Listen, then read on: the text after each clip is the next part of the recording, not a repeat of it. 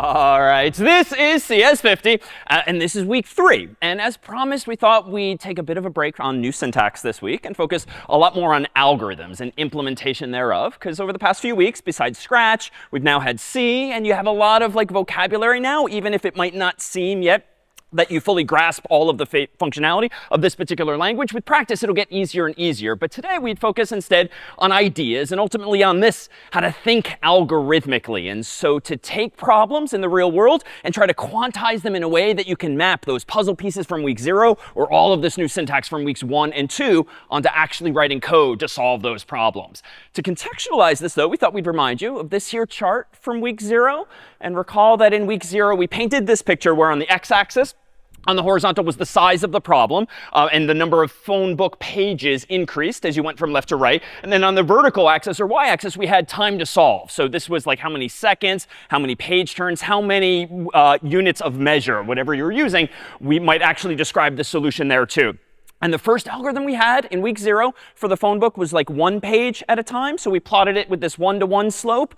The second algorithm, we started doing 2 pages at a time, which did risk a bug. I might have to double back 1 page, but it was still going for the most part twice as fast. So it was still a slope, but sort of a 2-to-1 slope instead of 1-to-1. But the third and final algorithm, recall, was sort of fundamentally different. And it was this logarithmic curve, so to speak, whereby it kept increasing, but very slowly. So even if you doubled the size of the phone book, as by having Cambridge and Alston here in Massachusetts merge, no big deal. It was just 1 more page turn, not another 500 or another 1,000. So think back today on that particular idea of how we began to divide and conquer the problem, and that sort of gave us a fundamentally better advantage. So we thought we'd see if we can apply this lesson learned as follows. If I were to take attendance today, sort of here on stage, I could do it old school, like 1, 2, 3, 4, 5, 6, 7, 8, and so forth. So 1 step at a time. I could also double the speed, 2, 4, 6, 8, 10, 12, 14, 16, and so forth. But I dare say we can learn a bit from week 0, and if you'll indulge me right in place, could everyone stand up and think of the number 1? So right where you are, just stand up if you could. Stand up and think of the number 1. So at this point, hopefully everyone's literally thinking of the number 1. And the second step of this algorithm, which I claim ultimately, theoretically, should be much faster than either my 1 person at a time or 2 people at a time. Step 2 is this. Pair off with someone standing and add their number to yours, and remember the sum.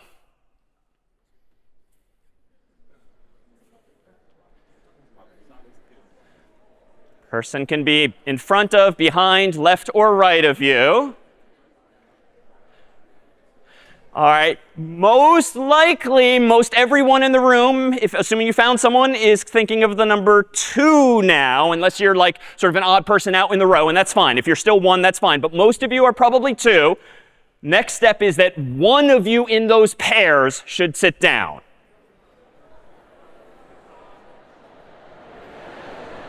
OK.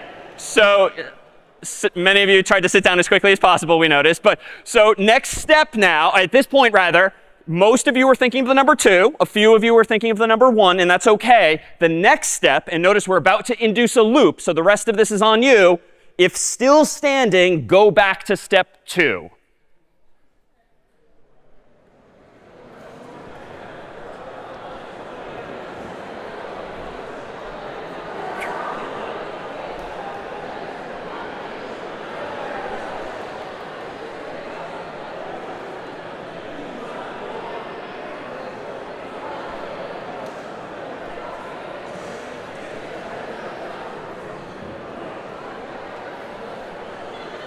If still standing, notice that this is a loop, so keep going if still standing.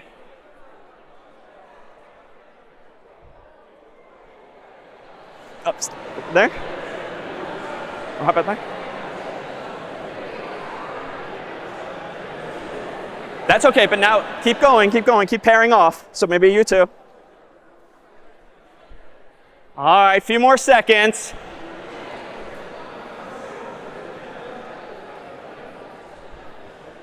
So step 2 still. All right, keep pairing if you're standing.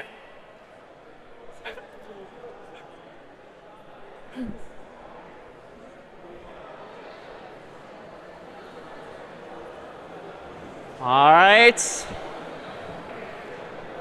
All right, so theoretically, there's only one person standing left, but though clearly that's not the case. That's fine. I will help with the pairing because some of you are far away. So let's see, what's your number here? Sorry? What's your number? 8. OK, go ahead and sit down. How about in back? What's your number? 46. Nice. OK, go ahead and sit down. Who else is standing over here? What's your number? You're 16? OK, so go ahead and sit down. And behind you? 48. OK, go ahead and sit down. Is anyone still standing? Yeah? 32. Nice. Still standing. Oh, over here? 43. OK, nice. Sit down, sit down. And anyone else still standing? Here? 22. Go ahead and sit down. Is anyone still standing and participating? Yeah, what? Where? Oh, yeah. 16. OK, go ahead and sit down. Anyone else still standing? OK, so theoretically, everyone's paired off. You were the last person standing. So when I hit enter here, having just greased the wheels to do all of the remaining addition myself, we should have the total count of people in the room. And recognize that unlike my algorithm, which would have required pointing at each and every person, or my second algorithm, which would mean pointing at every 2 people twice as fast, theoretically, the algorithm you all just executed, I dare say, should have been fundamentally faster. Why? Because no matter how many people in the room, maybe like if there were 1,000 people in the room, there would then have been 500, just as there would be 500 pages in week 0. Then from 500, there'd be 250, 125. Why? Because on each step of the algorithm, half of you, theoretically, were sitting down, sitting down, sitting down, dividing and conquering that problem. So the total number of people in the room as of now, according to your count, is 231.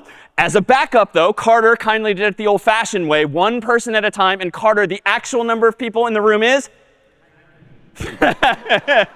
OK, so our first real-world bug, to be fair. So theoretically, that should have worked. But clearly, we lost some numbers along the way. So a bug that we can fix today. But remember that really this is just similar in spirit to that algorithm we indeed did in week 0. It's the same as the phone book example. It went off the rails in this case, but it's the same idea, ultimately, dividing and conquering. And anytime you have this having, there's going to be a logarithm involved there, even if you're a little rusty on your math. And that's fundamentally faster than just doing something n times, or even n divided by 2 times, where n is the number of people in the room, or in week 0, the number of pages in the phone book. So even when you're using your iPhone or Android device later today, like if you search for a contact using autocomplete, it is that so-called divide and conquer algorithm that's finding people in your address book. It's not starting top to bottom or bottom up. It's probably going roughly to the middle and then doing the top half or the bottom half,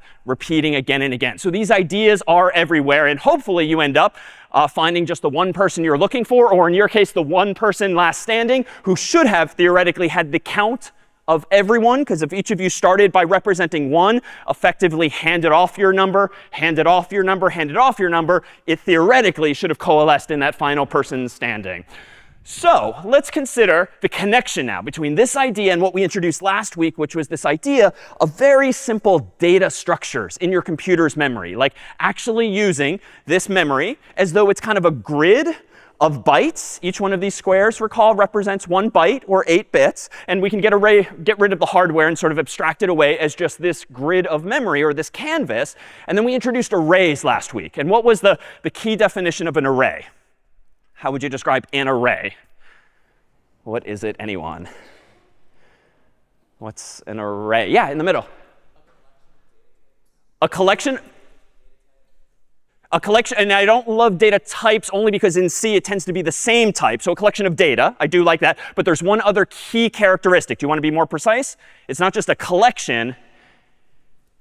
Something about where it is. Potentially strings, but strings are just an example of putting char, char, char, char. It could certainly be integers or floating point values. Another characteristic? It's what? Sorry? It's not necessarily ordered. Actually, we'll come back to that today. It could be in any order. And certainly a string isn't necessarily in sorted order. It's in whatever the word is. It's a list in concept, but there was something key about like where we put things in memory. Yeah. Consecutive. The memory is consecutive, aka contiguous. An array is important in C because, yes, it's a list of values. Yes, it's a collection of values. But the real key distinction in an array in C is that it's contiguous. The bytes are back to back to back somewhere in the computer's memory, at least for any given data type, be it an int, a float, a bigger string. All of the characters are back to back to back in the computer's memory, not spread all out, even if you have space elsewhere. So with that said, we can actually start to solve problems with that mindset. And for instance, if I kind of pare this down to just an abstract array of size 1, 2, 3, 4, 5, 6, 7, for instance, suppose that there are these numbers inside of this array of memory. So here are 7 integers, or ints in C. I have, in this case, sorted them just to make the numbers pop out as obviously smallest to largest. But the catch with C is that if I were to ask you, or if you were to ask the computer through code to find you the number 50, well, obviously, every human in this room just found it, obviously, right there, because we kind of have this bird's eye view of the whole memory at once. But the computer, ironically, does not have that bird's eye view of its own memory. It can only look at each location one at a time. So if you really were to do this like a computer, you would kind of have to like shield your eye and only look at one number at a time from left to right, from right to left, or in any order in order to find, is the 50 actually there? You can't just take a step back and boom, it pops out at you. So this is kind of analogous, this array, to being like a set of gym lockers or school lockers like this, where the doors are actually closed by default. The numbers are in there, but the doors are closed, which is to say the computer and we can't actually look. So we couldn't find yellow lockers, but we did find red lockers here. And so I propose that you think of these lockers on the stage here, of which there are 7 as well, as representing an array. And just so we have some terminology, notice that I've labeled these bracket 0, bracket 1, bracket 2, 3, 4, 5, and 6. And the bracket notation, recall, is the new syntax from last week that lets you index into, go to a specific spot inside of an array. And notice that even though there are 7 lockers, I only counted as high as 6, but again, that's just a side effect of our generally counting from 0. So 0 through 6, or 0 through n minus 1. Because if there are n equals 7 lockers, n minus 1 is 6. So that's the left bound and the right bound, respectively. So suppose that we were to use these lockers as representing a problem. Like we want to find an actual number behind these doors. So this is actually a very common problem in the real world. And you and I take for granted every day that big companies like Google and Microsoft and others like do this for us constantly. Not to mention AI doing something similar nowadays, searching for information. And we'll focus on some basics first that will lead us to more sophisticated algorithms ultimately. But all we're going to talk about fundamentally is this same picture from week 0 and from week 1 and from week 2, where here is a problem to be solved. So if, for instance, the input to this problem is an array of numbers, an array of 7 numbers. I can't see them all at once, but I'm looking for something like the number 50. Ultimately, I want to get back out, I claim true or false, like the number 50 is there or it is not. That's one way of thinking about the search problem. Find me some piece of data if it's there. Otherwise, tell me that it's not. True or false, respectively. So the algorithm inside of this black box, though, is where we're going to actually have to do some thinking and actually figure out how best to find the number or the data we care about. And even though we'll use numbers to keep things simple today, you could certainly generalize this to web pages or contacts or any other type of information that are in some computer or database more generally. So maybe to keep things interesting, could we get, how about 2 volunteers? Wow, that was fast. OK, come on down. And how about 1 other volunteer? I'll go over here. OK, how about you? Come on down. Sure, round of applause for our volunteers. OK, welcome. Come on over. Do you want to introduce yourself to the group? How much? Like a few seconds is fine. Hi, I'm Sam. I'm not a CS concentration. So what are you? Do you know yet? Applied math. OK, nice. Nice to meet you. Welcome. And? Hi, I'm Louie. I'm from first year in Matthews, and I'm going to do econ with stats. Oh, you're in Matthews too. OK, I was in Matthews too. So Matthews South? Oh my God. I was room 201? 5th floor? 103? Nah. All right. So anyhow, so we have Louie, Yeah. and your name? Sam. Sam, Louis and Sam. So Louis and I are going to step off to the side for just a moment because Sam, we have a problem for you to solve. Behind you, this feels a little bit like Price is Right, but behind you are these 7 lockers. And we'd like you to just find us the number 50. That's all the information you get. But we'd like you to then explain how you go about finding it. Wait, are they in order or anything? Or is it just kind of Find us the number 50. And then tell us how you found it. Okay, what was in there, just so the audience knows? Yes, yeah. It was $10, a very, very big $10 bill. OK. Fake money. OK. That was $100. $1. $5. OK, I'm not lucky. Oh, I found it. Nice. Take it out and so people can believe. All right, wonderful. So you found the 50. And now if you could explain, I'll take that. If you could explain what was your algorithm? What was the step-by-step approach you took? I didn't really have one. I thought I just started on one end and I went down because it wasn't in order or anything. So I just kept going until I found it. OK, so that's actually pretty fair. And in fact, let's step forward here. Carter's going to very secretly kind of shuffle the numbers in a particular new arrangement here. And so you really went from right to left. And I dare say maybe going from left to right might be equivalent. But could she have done better? Could she have done better? Because that took 1, 2, 3, 4, 5 steps. Could Sam have done better? OK, sure. How? OK, so if you got lucky, you could have found the number in 1 step, although luck isn't really an algorithm. It really isn't a step-by-step approach. So I do another thought?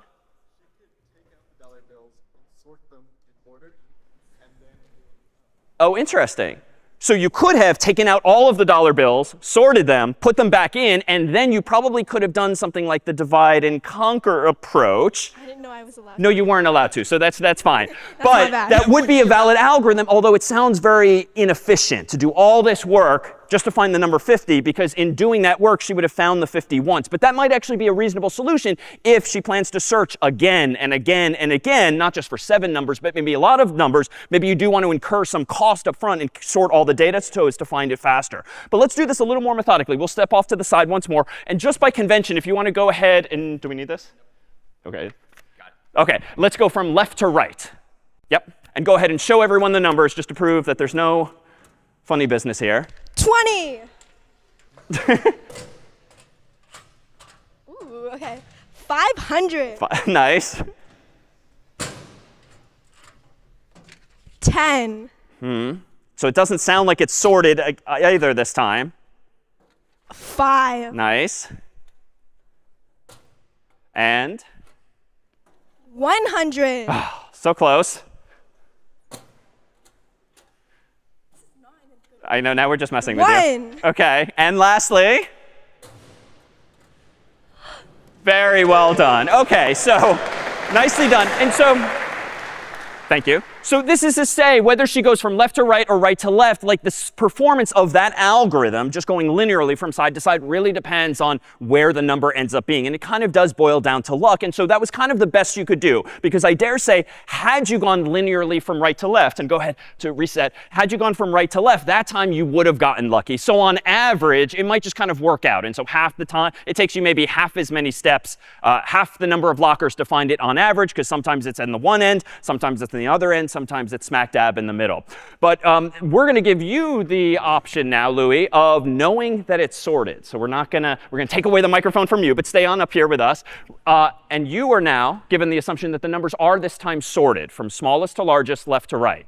And might you want to take more of a divide and conquer approach here? Wait a minute. What might you do as your algorithm, Louis? Well, I think I know all the numbers right. It's 1, 5, Damn it. 10, 20, OK, 50. so Louis has some memory, Okay. as we'll say. OK. But assuming if I didn't have memory. OK, assuming if you didn't have memory, where would you start If I didn't, first? I would probably start in the middle. OK, go ahead. Go in the middle. So- And what do you see? 20. 20. OK, what does that mean now for you? So now that means that since I know there's some numbers bigger, I'll go to the right. Good. So you can sort of tear the problem in half, so to speak, as per week 0. Skip all of the lockers on the left and now go where relative to these 3? Relative to the middle, since OK. I maybe don't know. That's on the right-hand side. And so now it's 100. OK, nice. So 50 must be between 20 and 100, so it must be this one. Indeed. So a round of applause for Louis for getting this right this time.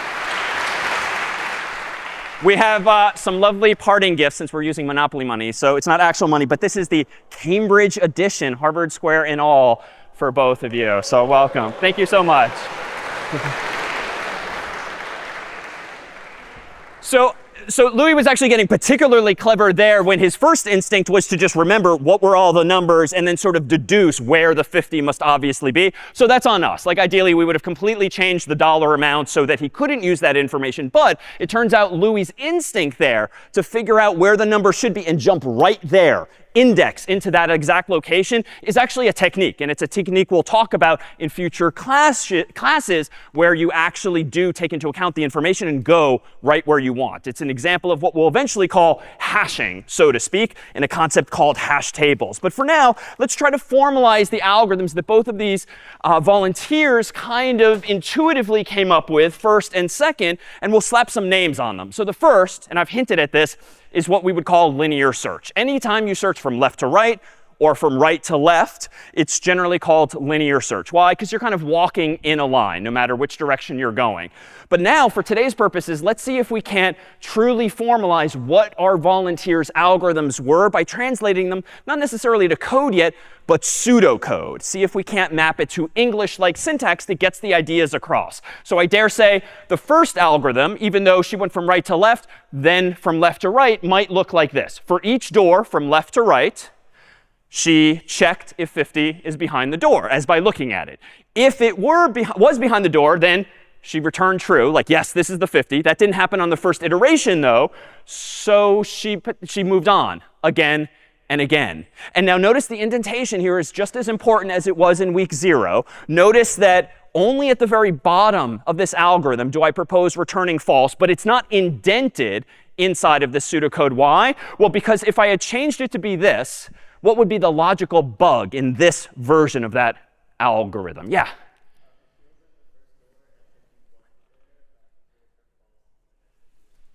Exactly. If she had opened the first door, found it to be the wrong number, if it says else, if it's not behind the door, then return false, that would erroneously conclude the 50 is not there, even though it could certainly be among those other doors. So this first version of the code where the return false is sort of left indented, so to speak, and the very last thing you do if you don't previously return true, that just makes sure that we're handling all possible cases. But let's make this maybe a little more technical. This is how a computer scientist or a programmer would likely express this instead. Instead of just drawing it in broad strokes, it's actually fine to kind of steal some of the syntax from languages like C and actually use some of the indices or indexes like 0, 1, 2, 3, 4, 5, 6 to represent the pieces of data we care about. So this is a little more precise. For I, like a variable I, from the value 0 to n minus 1. So in the case of 7 doors, this is like saying for I starting at 0, going up to 6, do the following. If the number 50 is behind the doors array, so I'm using array syntax, even though this is technically still pseudocode, if the ith location of my doors array has the number 50, return true. Otherwise, if you do that again and again and again, n total times, and you still don't find it, you want to return false. So we introduced this as just an example of how you can start to borrow ideas from actual code to paint the picture even more precisely of what it is you want a colleague to do, what it is you want your code to do ultimately by sort of borrowing these ideas from code and incorporating it into our pseudocode.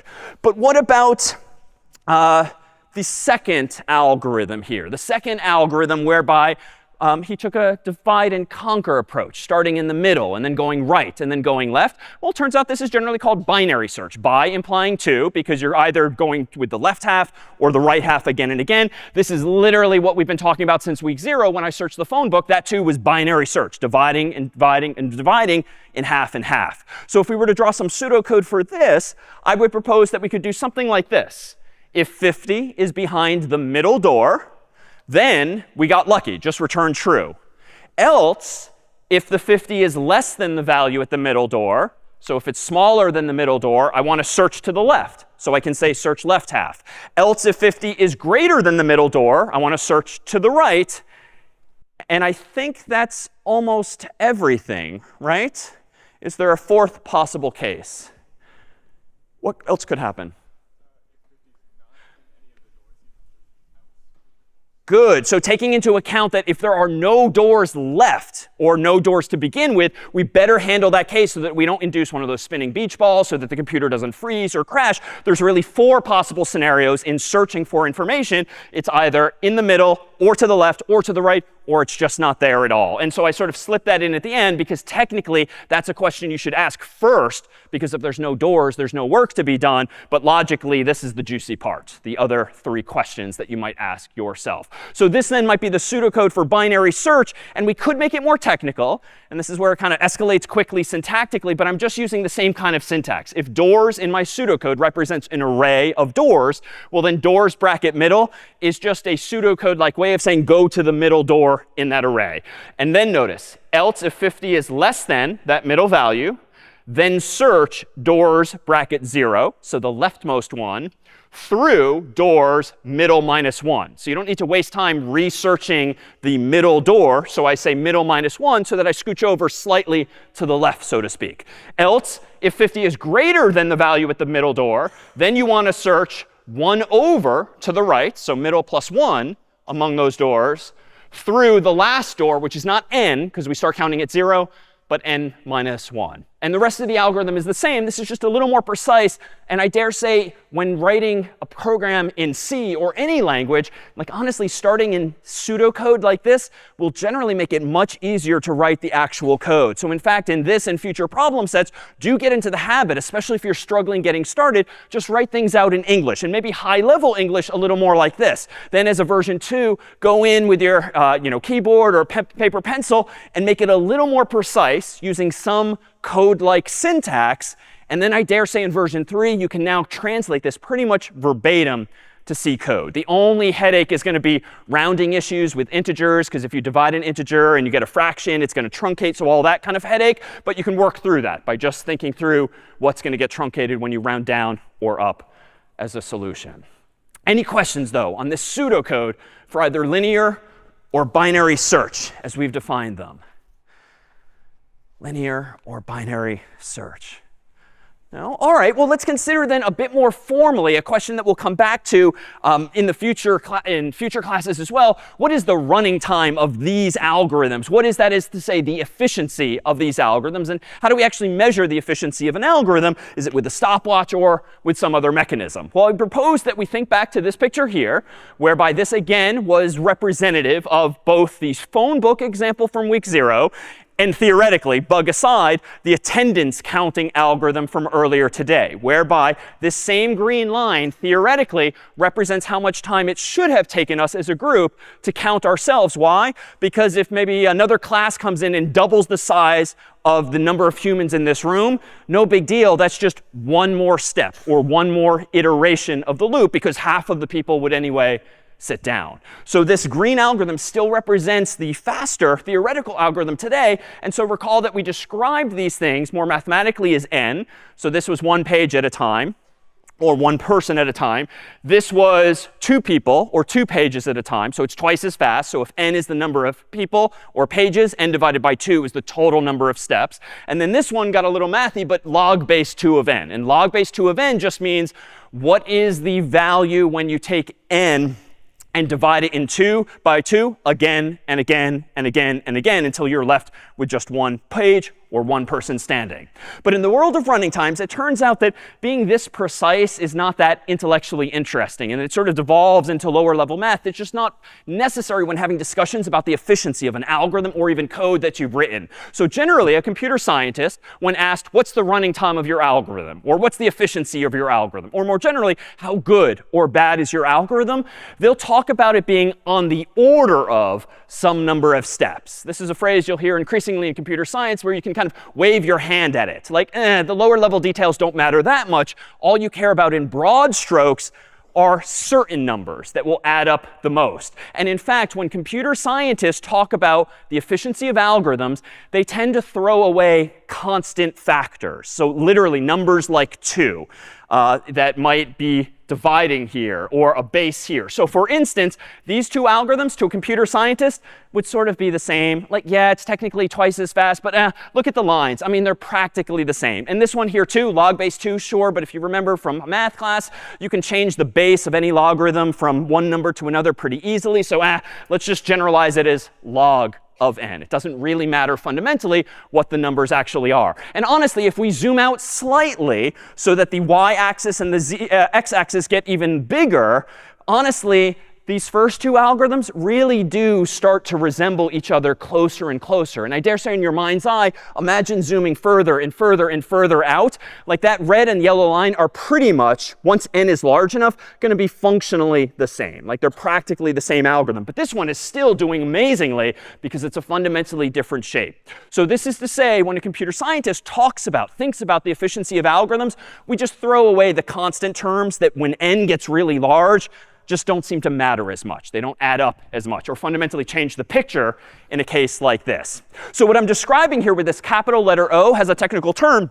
This is called big O notation. And this is omnipresent in computer science and often rears its head even in programming specifically when talking about the design of some algorithm. And this is a little cheat sheet here on the screen now. Very often, algorithms that you write or you use will be describable as being on the order of one of these running times. So n is just representative of the number of things, number of people, number of pages, whatever it is you're actually doing in code. So the mathematical formulas inside of the parentheses describe as a function of the size of that input, how fast or slow the algorithm's going to be. So this algorithm in the middle here, big O of n, so to speak, means that it takes linear time. In other words, so my first algorithm, 1, 2, 3, 4, or my first algorithm in week 0, 1, 2, 3, 4, that was a linear search. The number of steps it takes is on the order of n. Because if there's n pages, in the worst case, like John Harvard's all the way at the end of the phone book, so it takes me n steps. In this case, it's always going to take me n steps to count you all, because if I want to point at each and every one of you, that is always going to take me n steps. So big O represents an upper bound on the number of steps that you might be counting. And so we often use it to consider the worst case. In the worst case, John Harvard or whoever might be all the way at the end of the phone book, so that linear search is on the order of n. But what about n squared? This means like n people doing n things. So for instance, and we won't do this today, but if we were to ask you again to stand up and shake everyone's hand in the room, not good for health nowadays, but shake everyone's hand in the room, how many handshakes would there be? Well, if there's n of you, and you've got to shake everyone else's hand, that's technically n times n minus 1. Let's throw away the minus 1. That's n times n, or n squared handshakes. Like, that's a lot of handshakes. And so the running time of shaking everyone's hand in the room to introduce yourself would be on the order of n squared. At the other end of the spectrum, the faster end, big O of 1 doesn't mean that an algorithm takes literally 1 step. It could take 2 steps or 3 or even 1,000 steps. But what it means is it's a constant number of steps. So it doesn't matter how many people are in the room. This describes something taking just 1 step total, or a constant number of steps total. So for instance, earlier, when everyone stood up at the same time, that was constant time. Because if we had twice as many people come into the room, it's not going to take us twice as long to stand up if everyone stands up at the same time. That would be a constant time algorithm. So this is linear. This is constant. If you want to get fancy, this is quadratic. This is logarithmic. And this is n log n, or there's other fancier terms we can give it as well. But for now, it's just a common list of running times that we might apply to certain algorithms. So linear search, I claim, is in big O of n, because it's going to take, in the worst case, n steps. What about binary search? How many steps does binary search take on the order of, according to this chart? Yeah.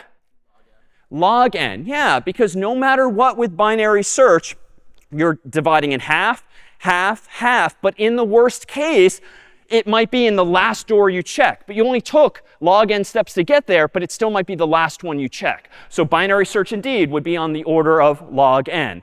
But sometimes you do get lucky. And we saw with our volunteers that sometimes you can get lucky and just find things quicker. So we don't always want to talk about things in terms of an upper bound, like how many steps in the worst case might this algorithm take. Sometimes it's useful to know, in the best case, how few steps might an algorithm take. So for that, we have this capital Greek omega, which is another symbol in computer science. And whereas big O represents upper bound, omega represents lower bound. And it's the exact same idea. It's just a different symbol to represent a different idea, the opposite in this case. So here's a similar cheat sheet here. But when you use the omega symbol, that just means that this algorithm might take as few as this many steps, for instance, in the very best case.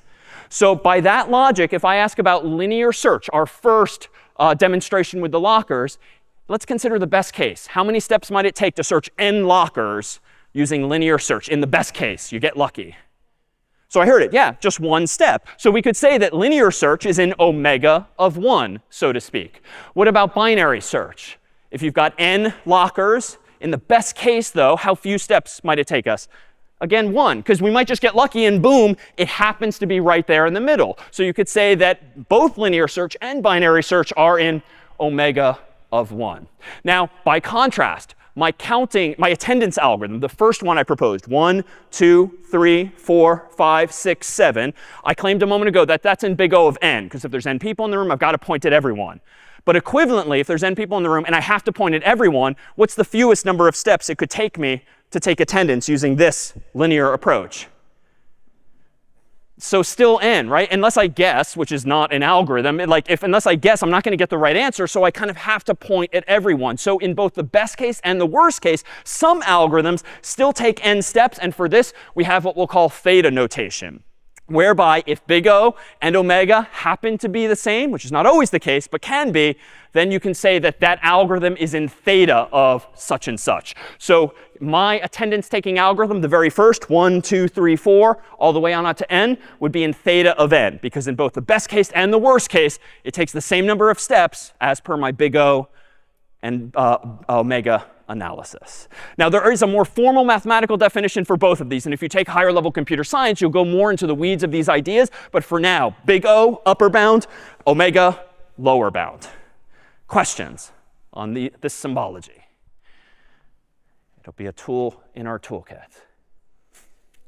No? OK, so with that said, let's see how we might translate this to actual code and something that makes sense now using C, not so much new syntax, but applications of similar ideas from last time. So for instance, let me actually go over to search.c. And in search.c, I'm going to go ahead and implement the idea of linear search, very simply using integers initially. So to do this, let me go ahead and give myself the familiar CS50.h so that I can ask the human what number to search for. Then let me go ahead and include standard IO.h so that I can use printf and the like. Then I'm going to go ahead and do int main void without any command line arguments, because I'm not going to need any for this particular demonstration. And someone asked about this a while back. If I want to declare an array of values, but I know in advance what the values are, there is a special syntax I can use, which is this. If I want a whole bunch of numbers, but I want those numbers to be stored in an array, I can store them in using these curly braces. And I'm going to use the same numbers as the Monopoly denominations that we've been playing with. And I'm just going to put them in sort of random order, but I'm going to deliberately put the 50 all the way at the end just so that I know that it's going to try all possible steps. So big O of n ultimately. Now let's go ahead and ask the user for a value n. And we'll use getInt and just ask the user for a number to search for, be it 50 or something else. And then here's how I might implement in code now linear search, translating effectively the pseudocode from last time. For int I equals 0, I is less than 7, I plus plus, and then inside of this loop, I can ask a question. If the ith number in the numbers array, so numbers bracket I, equals the number n that I care about, well, this is where I could just declare return true or return false. Here, I'm going to go ahead and just use a printf statement. And I'm going to say found \n just to know visually that I found the number. And else, I might do something like this. Else, if that's not the case, I'll go ahead and print out not found \n. All right, so let me zoom out for just a moment. Here's all of my code. Any concerns with this implementation of what I claim is now linear search? Any concerns with what I claim is linear search? Yeah? When you search the first number, it'll say not found. Exactly. If I search the first number and it's not found, it's going to say not found, but it's going to keep saying not found, not found, not found, which might be fine, but it's a little stupid. I probably want to know if it's found or not. So I've made that same mistake that I called out earlier, like the else is not the alternative to not finding the number in that first location. It's the final decision to make when I haven't actually found the value. So I think what I want to do is get rid of this else clause.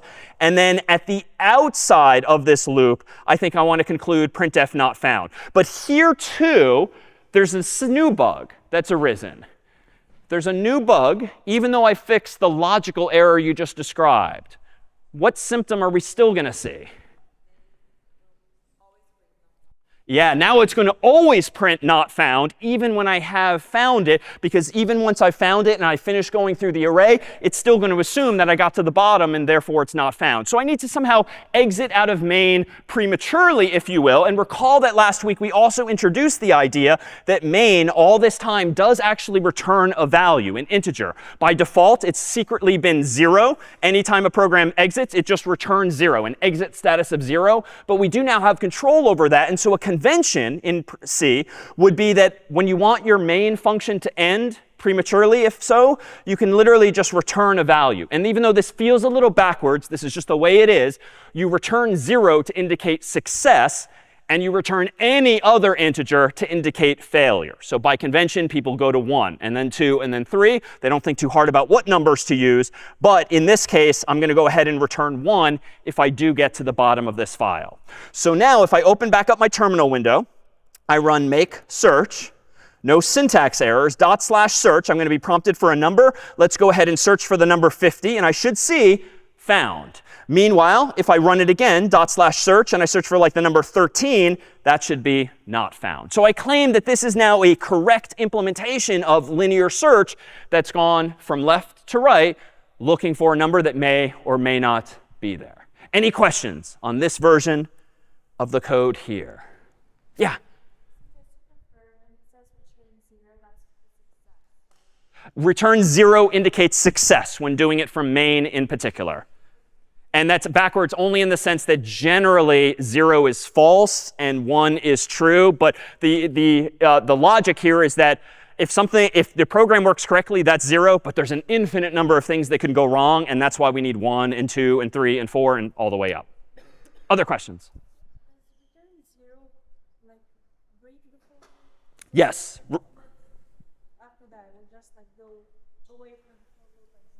Correct. When you return 0 or return any value from main, wherever it is in your code, the program will effectively terminate right then and there. No additional code will get executed at the bottom of the function. You'll effectively exit out. Just like in a normal function that isn't main, when you return a value, it immediately exits that function and hands back the value.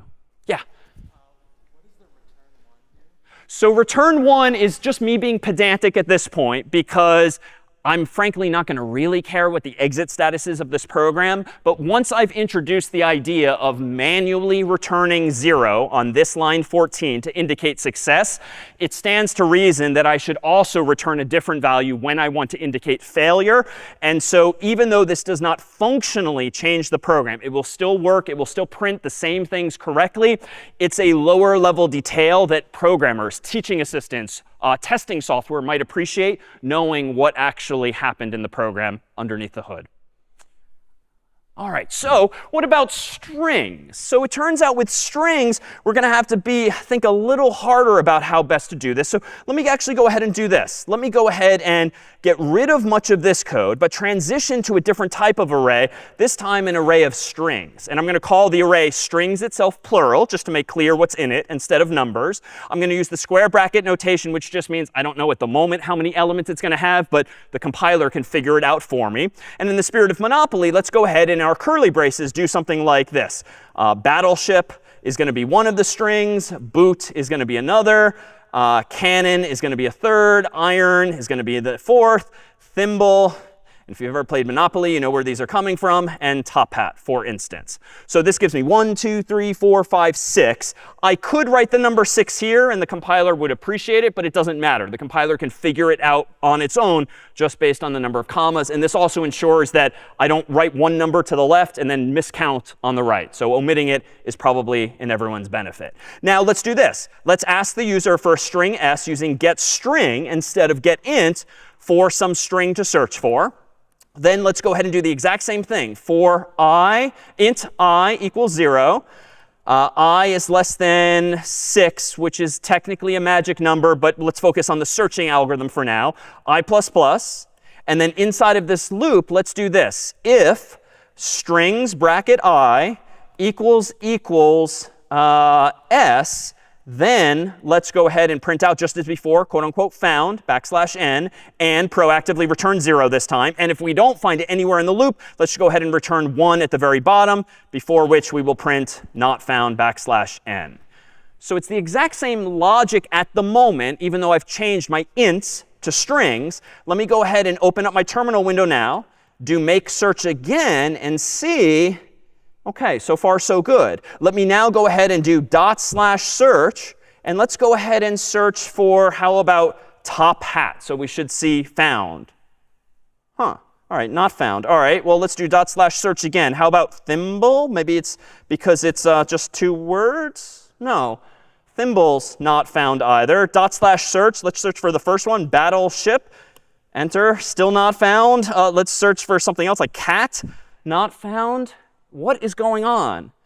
Because I'm pretty sure the logic is exactly the same. Well, it turns out in C, this line here, currently line 11, is not how you compare strings. If you want to compare strings in C, you don't do it like you did integers. You actually need another technique altogether. And for that, we're going to need to revisit one of our friends, which is string.h, which is one of the header files for the string library that we introduced last week that has, in addition to functions like strlen, which gives you the length of a string, it also gives us, as per the documentation here, another function that we'll start to find useful here, succinctly named strcomp, for string compare. And string compare will actually tell us if 2 strings are the same or not. It will indeed compare them. And if I use this now, let me go back to my code here and see what I might do differently. If I go back into my code here and change this value, instead of using strings bracket I equals s, let's do strcompare.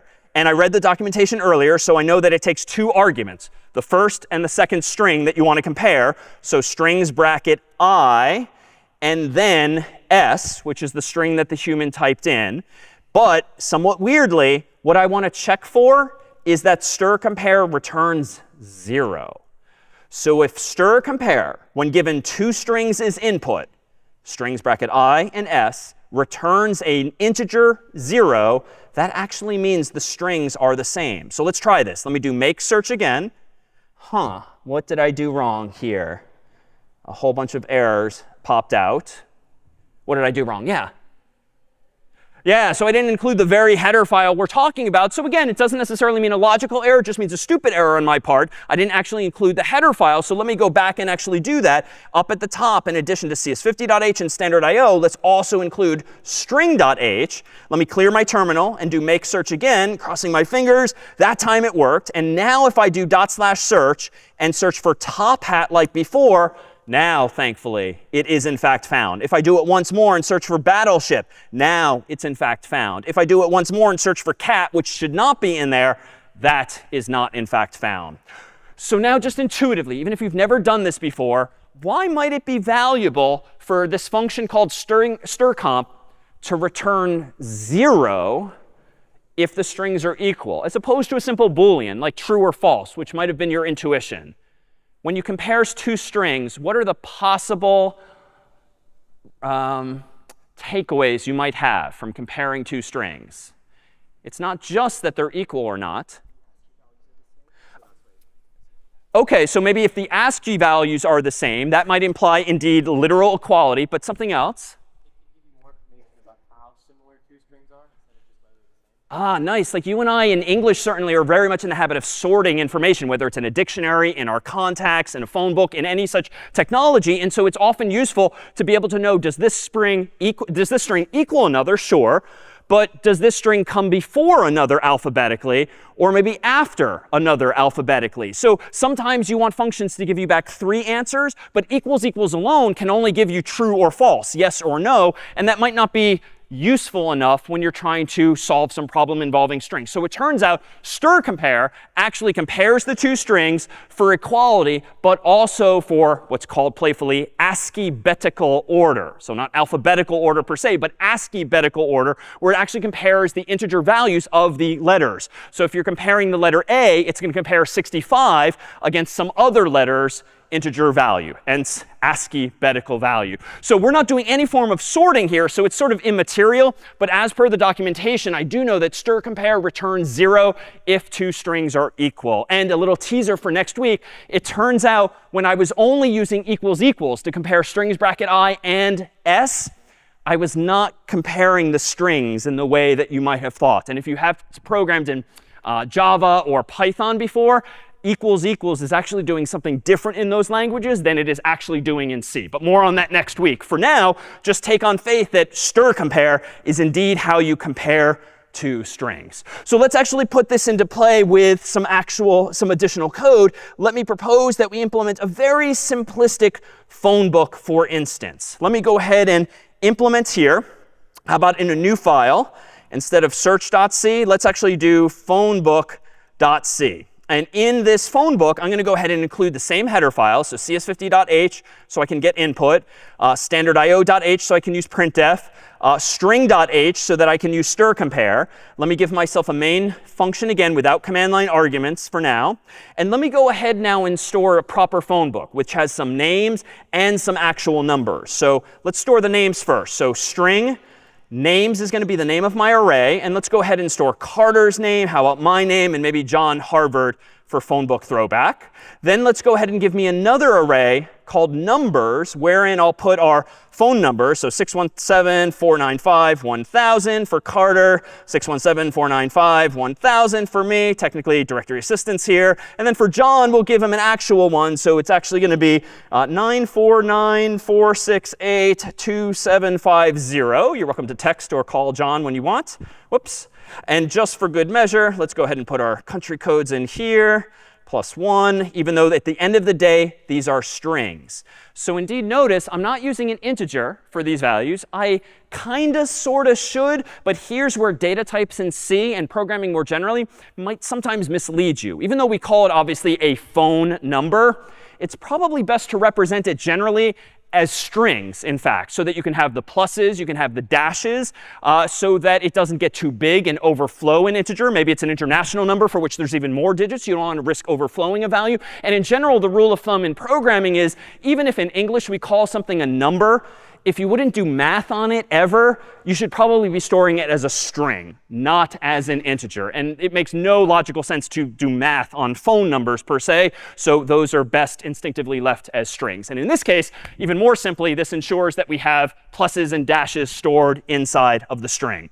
All right, so now that I have these 2 arrays, in parallel, if you will, like I'm assuming that Carter's name is first, so his number is first. David's name is second, so his number is second. John's is third, and thus third. So let's actually search this. Let's ask the user for, how about a name using getString.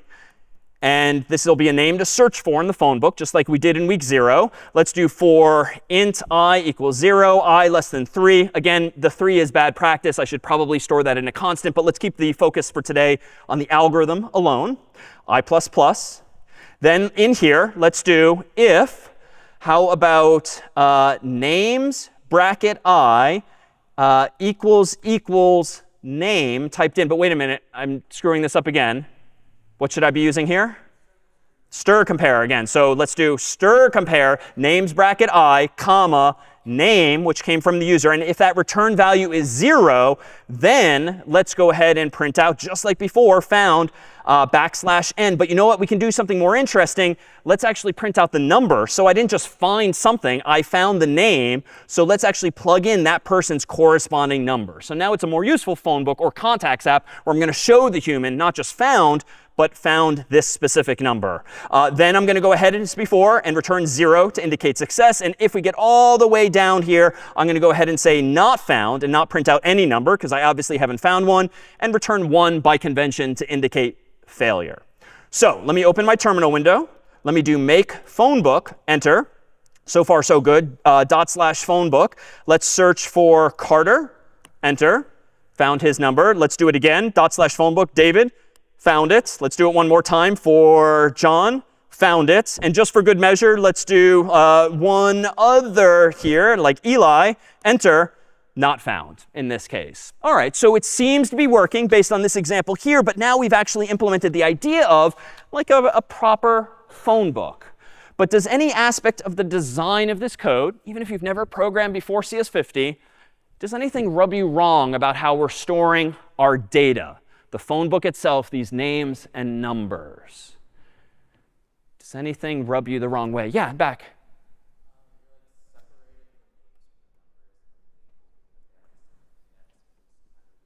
Yeah, really good observation. I'm separating the names and the numbers, which indeed it looks a little bit weird. And there's actually this technical term in the world of programming, which is code smell, where like something smells a little off about this code in the sense that like this probably doesn't end well, right? If I add a fourth name, a fourth number, a fifth name, a 50th name and number, like at some point they're probably going to get out of sync, right? So like there's something awry about this design that I shouldn't decouple the names from the numbers. So something kind of smells about this code, so to speak. And anytime you perceive that in your code, it's probably an opportunity to go about improving it somehow. But to do that, we actually need another tool in the toolkit. And that is, again, this term that I've used a couple times, data structures. Like arrays have been the first of our data structures, and they're so simplistic. It just means storing things back to back to back contiguously in memory. But it turns out C, and a little bit of new syntax, but there's not a lot of new syntax today. A little bit of new syntax today will allow us to create our own data structures, our own types of variables, largely using syntax we've seen thus far. So to do this, let me propose that in order to represent a person in a phone book, well, let's not just implement them as a list of names and a list of numbers. Wouldn't it be nice if C had a data type actually called person? Because if it did, then I could go about creating an array called, using the pluralized form, people, containing my people in my phone book. And maybe a person has both a name and a number, and therefore we can kind of keep everything together. So how can I do this? Well, what is a person? Well, a person really in this story is a person has a name and a person has a number. So can we create a new data type that maybe has both of these together? Well, we actually can by using one piece of new syntax today, which is just this here. Using what's called a struct, we can create our own data structure that actually has some structure in it. It's not just one thing like a string or an int. Maybe it's two strings. Maybe it's two ints. Maybe it's one of each. So a structure can be a variable that contains any number of other variables, so to speak. And typedef is a cryptic keyword that just means define the following type. Invent the following data type for me. And the syntax is a little weird, but you say typedef struct curly brace. Inside of the curly braces, you put all of the types of variables you want to associate with this new data type. And then after the curly brace, you invent the name that you want to give it. And this will create a new data type in C called person, even though no one thought of this decades ago when C was created, alongside of the ints and the floats and so forth. So how can I actually use this? Well, it turns out that once you have this building block of creating your very own data structures, I can go back into my code and improve it as follows, in direct response to your concern about it seeming not ideal that we're decoupling the names and the numbers. Now, it's going to look a little more complicated at first, but it will scale better over time. So within my code here, I'm going to go ahead and essentially type out exactly that same data type. So define a structure that has inside of it a string called name and a string called number. And let's call this thing a person. So these new lines, copied and pasted from the slide a moment ago, just invent the data type called person.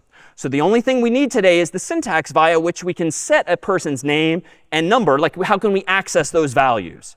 So to do this, I'm going to go ahead and erase the hard-coded arrays that I had before. And I'm going to give myself one array of type person called people with room for 3 people. So this seems like a bit of a mouthful, but the new data type is called person. The array name is called people, which in English is weird. I mean, I could also call it persons to make it a little more parallel, but we call them people generally. And I want 3 such people in my phone book. Now, how do I actually initialize those people? Well, previously I did something like this. Names bracket 0, and then I did numbers bracket 0. Well, it's a similar idea.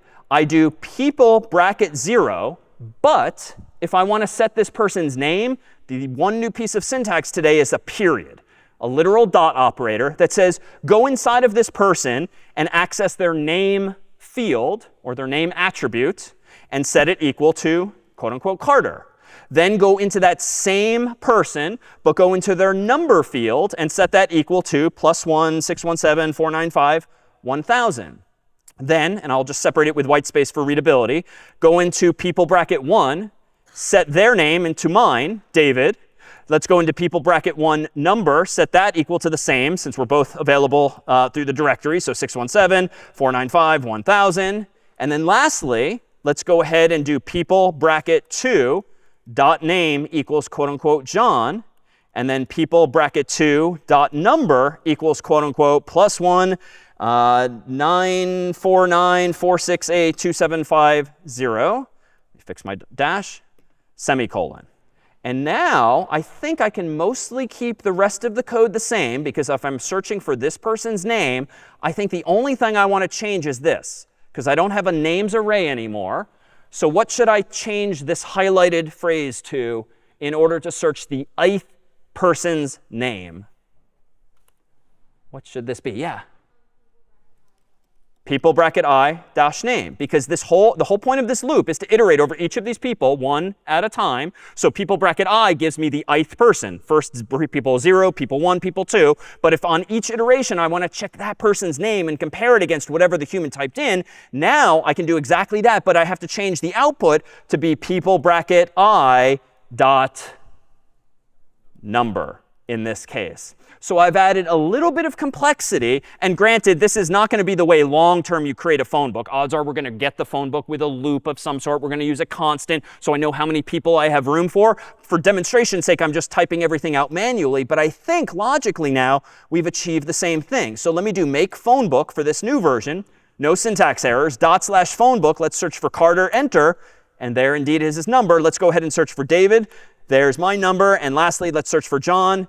His number, and again, we'll search for someone we know is not there, Eli, and Eli is not found. So what we've done is try to solve this problem of introducing a brand new data type that allows us to represent this custom data that you and I just created, and that is by using the struct keyword to cluster these things together and the typedef keyword to give it a brand new name that we might like. Now, as an aside, when it comes to styling your code, you'll actually see that Style50 and similar tools will actually put the name of the data type on the same line as the closing curly brace. Just sort of a curiosity, that's fine, even though I wrote it the first way for consistency with Scratch and our prior examples. This is the right way in styling it. Any questions now on this data type? Yeah?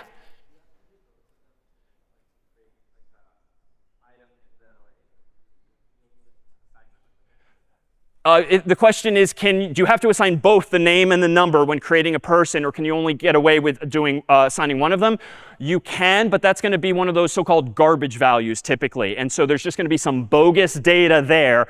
And unless you are so careful as to never touch that field thereafter, you probably run the risk of some kind of bug, even a crash in your code, if you try to access that value later, even though you've never initialized it. So yes, it's possible, but no, do not do that.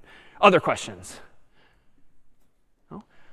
All right, well, up until now that we have the ability to sort of represent more interesting structures, up until now, we've sort of assumed that in order to get to binary search, we have a phone book that someone already sorted for us. For our second demonstration with our volunteers, we assumed that someone, Carter in that case, had already sorted the information for us. It was proposed by the audience that, well, what if we sort the information first and then go find the number 50?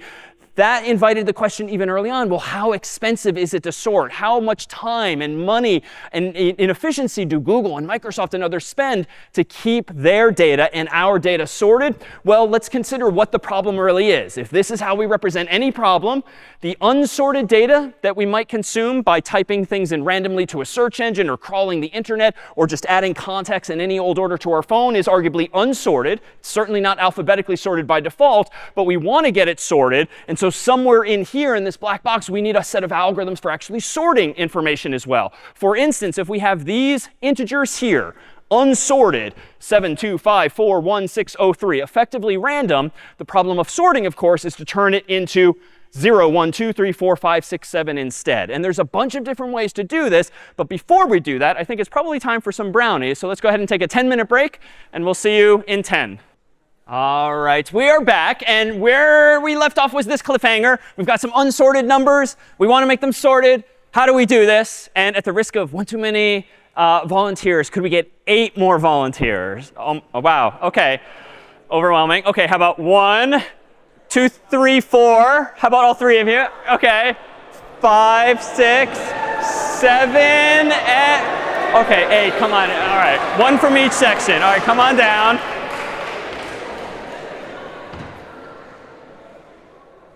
All right, come on down. Thank you. And if you all could grab a number here. So you'll be 7. Stand on the left there if you could. All right, you'll be number 2. Stand to his left. OK, keep coming. OK, yeah. OK, here we go. Here we go. OK, be 0 and 3. OK. So let's just make sure they match what we got there. Good so far. OK, so we have 8 volunteers here, an array of volunteers, if you would. This time we've used 8 rather than 7. We deliberately had 7 lockers just so that the divide by 2 math worked out. That was very deliberate, that there was always a middle, a middle, a middle. In this case, it doesn't matter because we're going to focus on sorting. But first, how about some introductions from each group? I'm Rebecca. I'm a first year in Pennypacker, and I'm thinking about studying environmental science and public policy. Nice. I'm Mariella. I'm also in Pennypacker. I'm a first year, and I'm thinking of studying bioengineering. Wonderful. My name is Heron Lee. I'm a freshman in Matthews. I'm planning on studying applied mathematics. Nice. Matthews? My name is Emily. I'm a first year in Canada, and I'm still deciding what to study. Fair. My name is Tanaya. I'm a first year from Toronto, and I'm planning on studying econ and CS. Nice. My name is Teddy. I'm first year in Hurlbut, and I'm planning on concentrating in computer science with linguistics. Nice. Yeah. Nice. My name is Lenny. I'm a first year in Matthews, and I'm planning on concentrating in Gov and CS. Oh, nice. And? My name is Eli. I'm a first year in Hollis, and I plan on concentrating in CS. Eli, we keep looking for you today. OK, so if you guys could scooch a little bit this way, just to be a little more centered, notice that this array of volunteers is entirely unsorted. So we thought we'd do 3 passes at this. Could you all sort yourselves from smallest to largest? Go.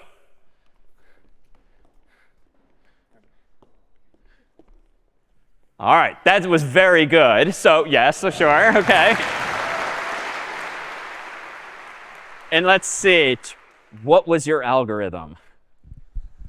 I just kind of found the person that was like 1 lower or 1 higher. So I looked at him. He had 2, so I knew I had to be on his left. And then she had 3, so I told her to come to my right. And then I knew he had 5. So. OK, nice, pretty clever. And how about your algorithm?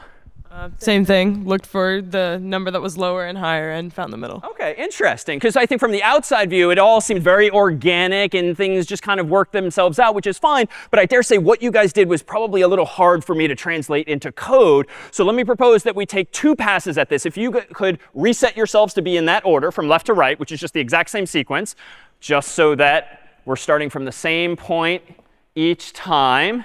7, 2, 5. Very good. All right, so let me propose this. We can approach sorting in a couple of different ways, but it needs to be methodical. Like it needs to translate ideally to pseudocode and eventually code. So as much as we can quantize things to be step by step, I think the better this will scale overall, especially when there's not 8 people, but maybe there's 80 people or 800. Because I dare say that if we had everyone in the room sort themselves, if they were all handling a number, like that probably wouldn't have worked out very well. It probably would have taken forever because there's just so much more data. So let's be a little little more methodical. So for instance, I don't have a bird's eye view of the numbers, just as before, because even though we don't have doors in front of our volunteers, there are effectively lockers too. And the computer, or the human in my case, can only look at one door at a time.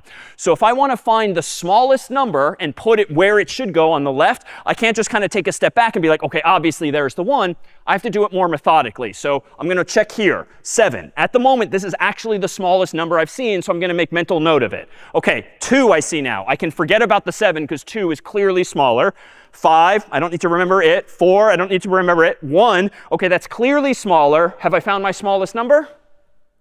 Not even, because there actually is a 0, so I should go through the whole list. But I will remember that my smallest element is now 1. 6 is not smaller. Oh, 0 is smaller, so I'll remember this. 3 is not smaller. And so now our volunteer for 0 was, what was your name? Marianne. And where should we put you, clearly?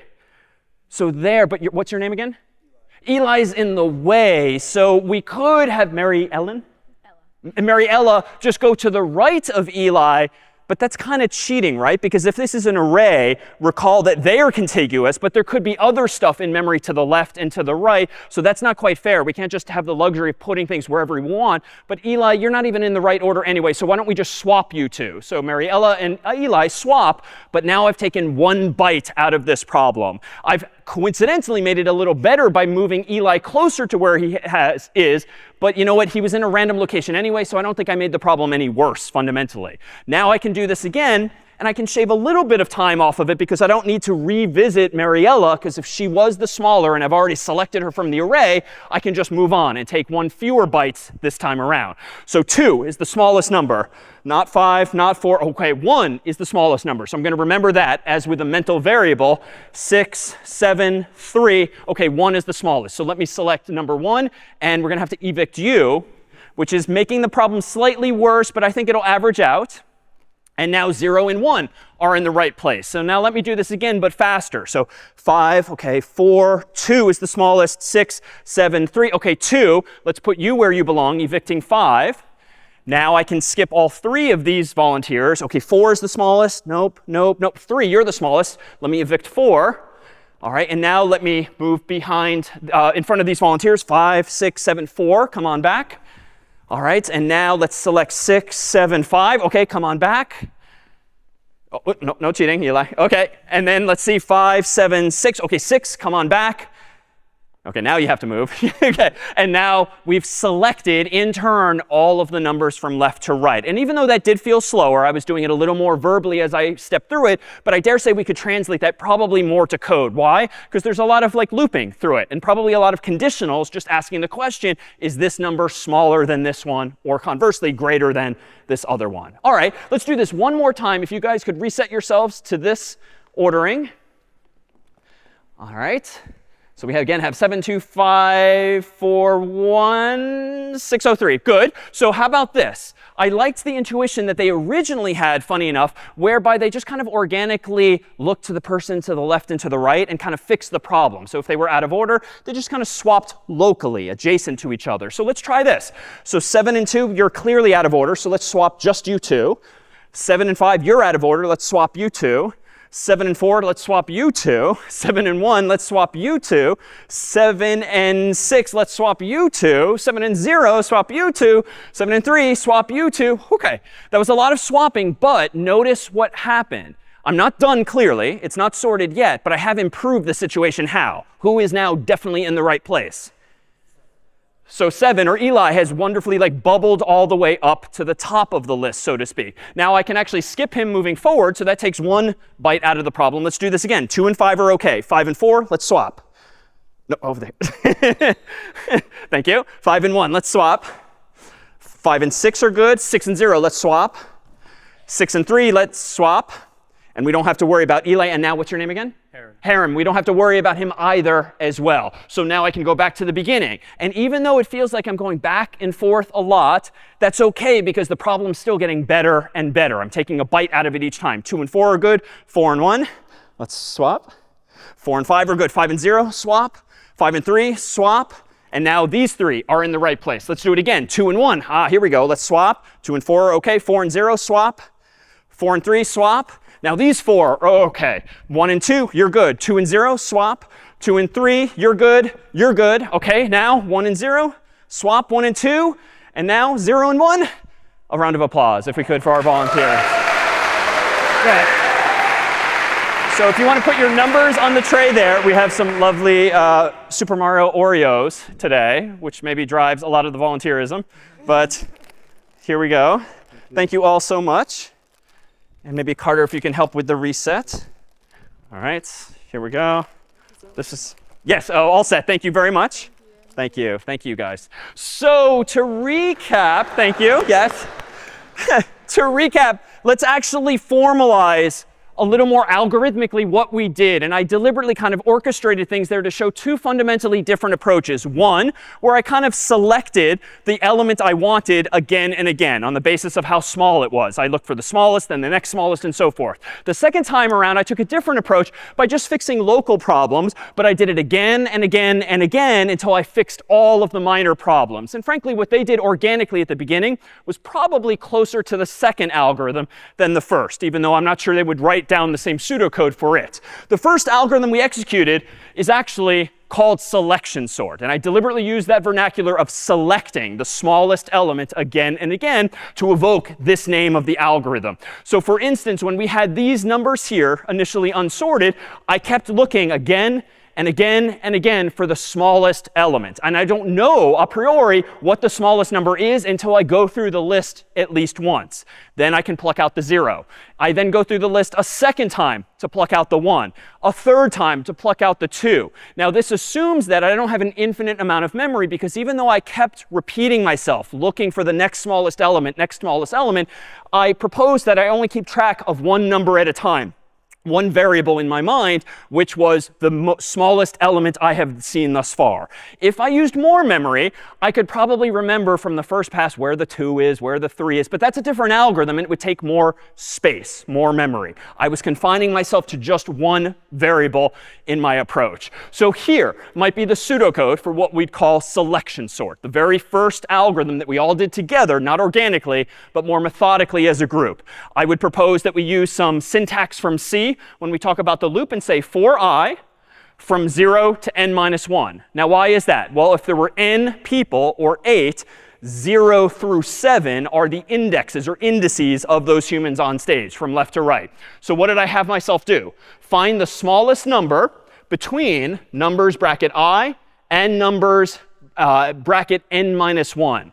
So when the loop starts at 0, this is literally saying between numbers bracket 0 and numbers bracket n minus 1. So from the far left to the far right, find me the smallest number. Then swap that number with numbers bracket I. So that's why we evicted the person all the way over to the right, or your left, the very first time. And then the next person, and the next person, and so forth. So this is an algorithm that has us go back and forth, iteratively selecting the smallest element. So if we generalize this now, not away from 8 people to like n people, you can think of them as representing an array, aka doors like this, where the leftmost one is 0, the rightmost one is n minus 1, second to last is n minus 2, and so forth, if we don't know or care what n specifically is.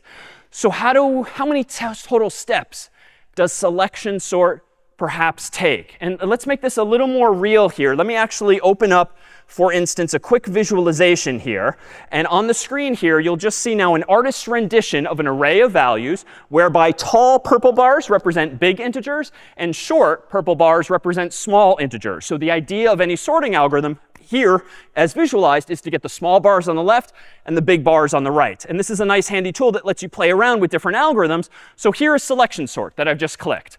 In pink, again and again, is the equivalent of me walking through the volunteers looking for the next smallest element. And as soon as I found them, I swapped them into their leftmost location, evicting whoever there, in order to gradually sort this list from left to right.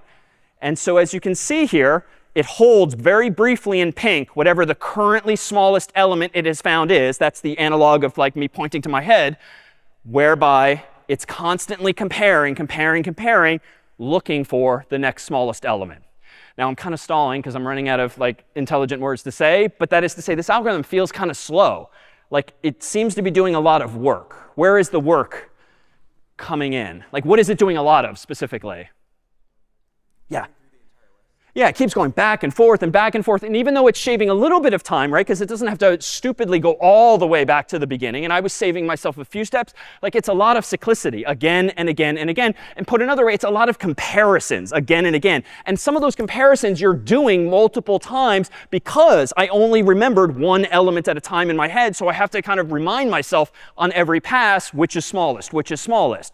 So this invites the question, how fast or how slow, or equivalently, how efficient or inefficient is something like selection sort? Well, let's actually consider how we could analyze this as follows. So if we have n numbers that we want to sort, how many comparisons do we do the first time?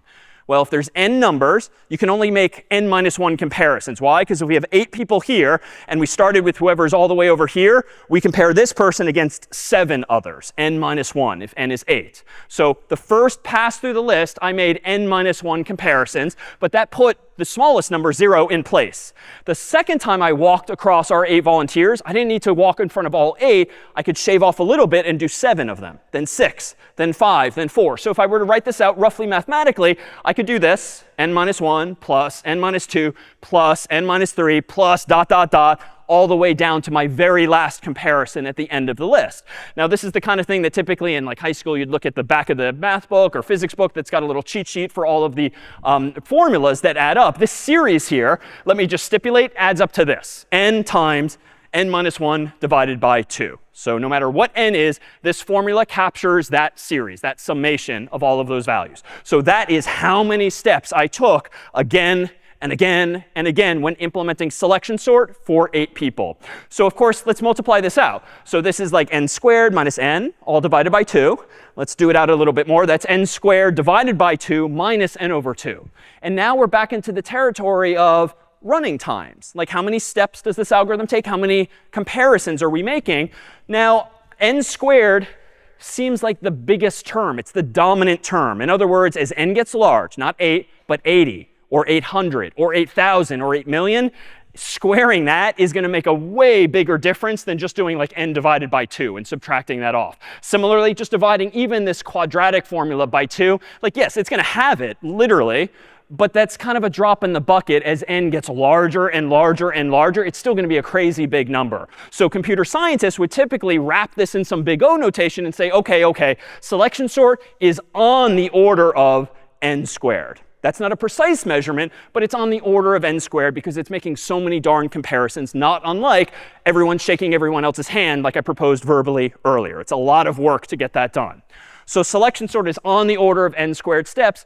And that's kind of a slow one. That's what is at the top of my cheat sheet earlier when I proposed a ranking of some common running times. There's an infinite number of them, but those are some of the common ones. So can we do actually better? Well, if bubble sort then is in big O of n squared, spoiler, if selection sort is in the order of n squared, could we maybe get lucky sometimes?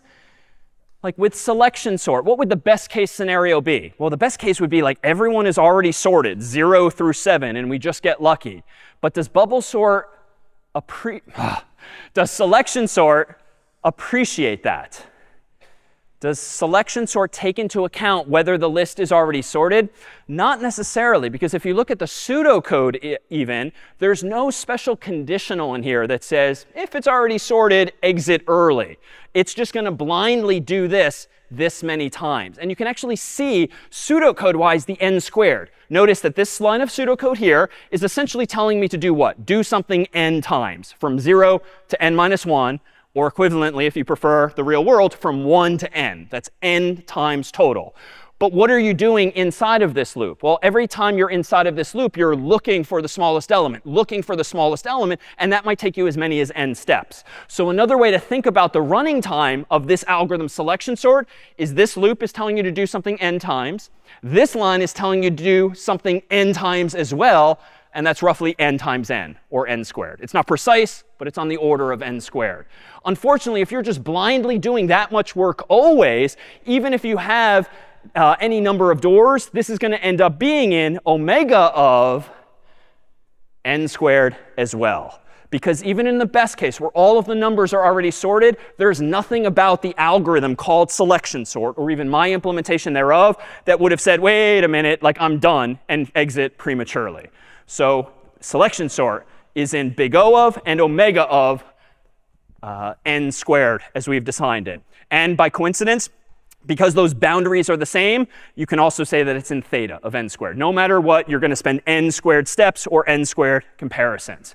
But that second algorithm that I keep teasing, called bubble sort. And I deliberately used the word bubble in my description of what was happening because Eli, I think, was our first volunteer who kind of bubbled his way up all the way to the end of the list. Then number 6 did, then 5, then 4, then 3, then 2, then 1. All of the numbers kind of bubbled their way up, being the bigger values to the right. So bubble sort just does something again and again by comparing adjacencies. Comparing, and then it does it again.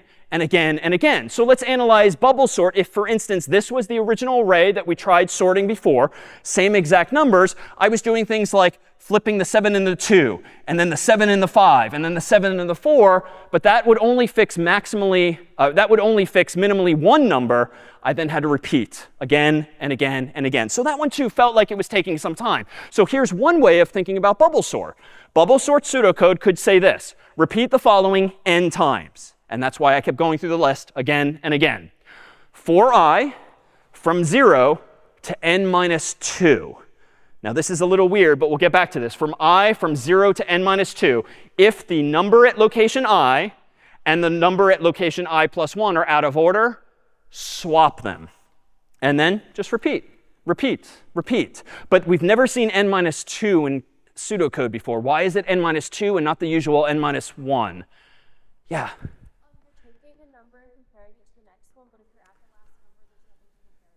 Exactly. Because we're taking a number and comparing it to the next one, so you better not go all the way to the end and expect there to be a next one at the end of the list. So if we use these same numbers here, even though they're in a different order, if this is location 0 and this is location n minus 1 always, if you think of I as being my left hand, it's pointing from 0 to 1 to 2 to 3 to 4 to 5 to 6 to 7. If you get to the end, you don't want to look at I plus 1 because that's pointing to no man's land over here, and you can't go beyond the boundaries of your array. But n minus 2 would be the second to last element, as you know, and that makes sure that my left hand and right hand stay within the boundaries of the array if left hand represents I and right hand represents I plus 1. So it's just to make sure we don't screw up and go too far past the boundary of the array. But as implemented here, this too does not take into account whether or not the array is already sorted. And technically, we can actually do this n minus 1 times because the last one you get for free. It ends up being in place. But even still, let's do a quick analysis here. If we've got n doors in total, from 0 on up to n minus 1, bubble sorts analysis looks a little bit like this. Do the following, n minus 1 times n minus 1 times. Well, how do we get from that? Let me back up to the pseudocode. If this is the pseudocode as I originally put it, I then proposed verbally a refinement. You don't need to repeat yourself n times again and again because, again, the last one bubbles up. But by process of elimination, it's in the right place. So you can think of it as just n minus 1 times. How many times can you compare I and I plus 1? Well, you're iterating from 0 to n minus 2. And this is where the math is going to get weird. But that is n minus 1 steps also. Why? Because if you do it in the real world with starting at 1, this is saying from 1 to n minus 1. And then maybe it pops a little more obviously. This inner loop is repeating n minus 1 times. So outer loop says do the following n minus 1 times. Inner loop says do this now n minus 1 times. Mathematically then, that's n minus 1 times n minus 1. Now we've got our old FOIL method. So n squared minus n plus 1. Combined like terms gives us n squared minus 2n plus 1. But now let's think like a computer scientist. When n gets really large, we definitely don't care about the plus 1. When n gets really large, we probably don't even care about the minus 2n. It will make a mathematical difference, but a drop in the bucket once n gets to be in the millions or billions. So this would be on the order of what? Similarly, on the order of n squared as well. So algorithmically, and actually we'll use a different term now, asymptotic notation is the fancy term to describe big O and omega and theta notation, asymptotically bubble sort is quote unquote the same as selection sort in terms of its upper bound. It's not 100% exactly the same. If we get into the weeds of the math, they're obviously different formulas. But when n gets really large and you plot the pictures on a chart, they're going to look almost the same because they're going to be fundamentally the same shape. So in our cheat sheet here, bubble sort now is in big O of n squared. But let me propose that we make an improvement. Here's our pseudocode earlier. When might it make sense to abort bubble sort early? Like, when could you logically conclude that I do not need to make another pass again and again? And remember what I did. From left to right over our volunteers, I was comparing, and maybe swapping people who were out of order. So what could I do to short circuit this? Perfect. If I compare through the whole list, left to right, and I make no swaps, it stands to reason that they're already ordered. Otherwise, I would have swapped them. And therefore, I would be crazy to do that again and again and again. Because if I didn't swap them the first time around, why would I swap them the second time around if no one's moving? So I can terminate the algorithm early. So in pseudocode, I could say something like this. If no swaps, quit. And I can do that inside of the inner loop. So once I make a pass through the people and I say, did I make any swaps? If no, just quit, because they're not going to move any further if they didn't just move already. So bubble sort then might arguably be an omega of what? In the best case, how few steps could we get away with bubble sort? OK, it's not 1. But it is n. Why? Because I minimally need to go through the whole list to decide, did I make any swaps? And logically, and this will come up a lot in the analysis of algorithms, any question like, is this list sorted, cannot possibly take only one step if you've got n elements. Why? Because then you're just guessing. Like, if you don't at least take the time to look at every element, how in the world can you conclude logically that they're sorted or not? Like, you minimally have to meet us halfway and check every element. So it's minimally in omega of n. Constant time wouldn't even give you time to look at the whole list if there's n elements. So that's the intuition there. So we can't say anything about theta notation for bubble sort because it's different upper and lower bounds. But we seem to have done better asymptotically than selection sort. In the worst case, they're just as bad. They're super slow. But in the best case, bubble sort, with that tweak, that conditional about swapping, might actually be faster for us. And you'd want Google, Microsoft, your phone to use that kind of algorithm. Let me go back to the sorting demonstration earlier. Let me re-randomize the array. Small bars is small number, big bars is big number. And let me click bubble sort this time. And you'll see, again, the pink represents comparisons. But now the comparisons are always adjacent from left to right. So this is pretty much doing with more bars what I did with 8 people here. And you'll see that the biggest elements, Eli being the first one of the humans, bubbled up all the way to the right, followed by the next largest, next largest, next largest. But here, again, you can visually see, and with the number of words I'm using to kind of stall here, you can hear that this is kind of slow because you're doing a lot of comparisons again and again and again. And you're making improvements. So you're taking bites out of the problem, but really only one bite at a time. So I kind of feel this is going to be like holding in a sneeze if we don't finish this. So I feel like we should give you emotional closure with getting this to finish. Any questions in the meantime? Because there's going to be no surprise. It's going to be sorted. This is bubble sort. No? All right, we're almost there. It's going faster because the list is effectively getting shorter. And OK, so that then was bubble sort. But both of these, I claim now, are actually pretty inefficient. They're pretty slow. And my God, that was only 8 humans on the stage. That was only like, what, 40 or 50 bars on the screen? What if we start talking about hundreds or thousands or millions of inputs? Like, those algorithms are probably going to take crazy long because n squared gets really big. So can we do better than n squared? Well, we can, but let me propose that we introduce a new problem-solving technique that we've actually been using already, just not by name. In programming and in mathematics, there's this idea of recursion. And recursion is a description for a function that calls itself. A function that calls itself is recursive. So what do we mean by this? Well, we've actually seen this already. Here's the same pseudocode for binary search earlier. And binary search, by implying 2, went either left or right, halving each time. So that was the division and conquering. So this is the same pseudocode, but notice that in my pseudocode earlier, I literally used the keyword search inside of my definition of search. So this is sort of one of those like circular definitions. Like if this is a search algorithm, how am I getting away with using the word search in the definition of search? You know, it's kind of when you get reprimanded for using a word to define a vocabulary word. This is kind of like that because this algorithm is calling itself. This search function is calling itself. Now, normally, if you were to have a function call itself, call itself, call itself, call itself, it would just do that infinitely. And presumably, it would go on forever, or the program or computer would probably crash because out of memory or something like that. More on that next week. But there's a key detail, a key characteristic about this algorithm that makes sure that doing the same thing again and again is not crazy. It's actually going to lead us to a solution. Even though I'm using search here or search here, what's happening to the size of the problem for each of these lines? What's happening? Yeah. It's being cut in half. So even though I'm doing the exact same thing algorithmically again and again, I'm doing it on a smaller input. Fewer doors, fewer people. And so even though I'm doing it again and again, so long as I have this so-called base case, as we'll call it, that just makes sure if there's no doors, you're done, I can break out of what would otherwise be an infinite loop of sorts. All right, so those two lines we've already kind of seen. And actually, we saw this in week 0. So this is the pseudocode for the phone book example from week 0. And you might recall that we had these lines of code here.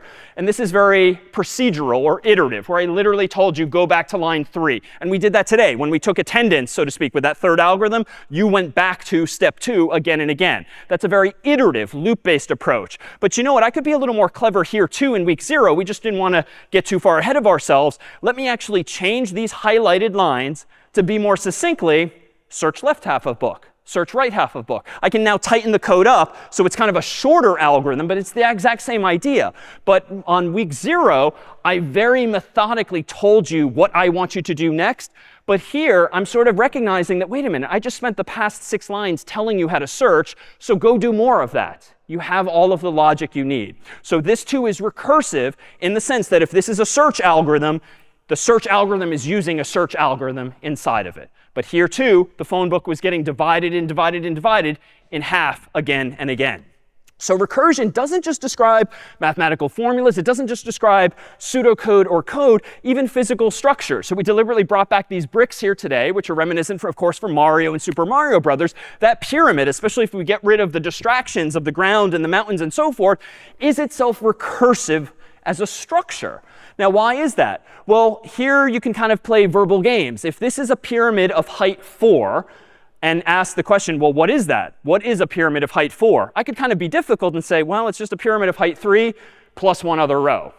All right, well, what's a pyramid of height 3? You could be difficult and say, well, it's just a pyramid of height 2 plus one more row. What's a pyramid of height 2? Well, it's this plus one more row. I might have skipped a step there. What's a pyramid of height 2? Well, it's a pyramid of height 1 plus one more row. What's a pyramid of height 1? Well, it's nothing plus one more row. Or at this point, you can just say it's a single brick.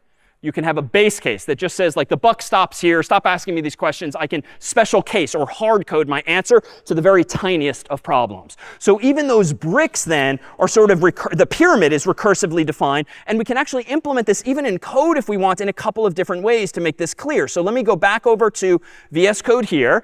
And let me propose that we do one old school iterative example with this.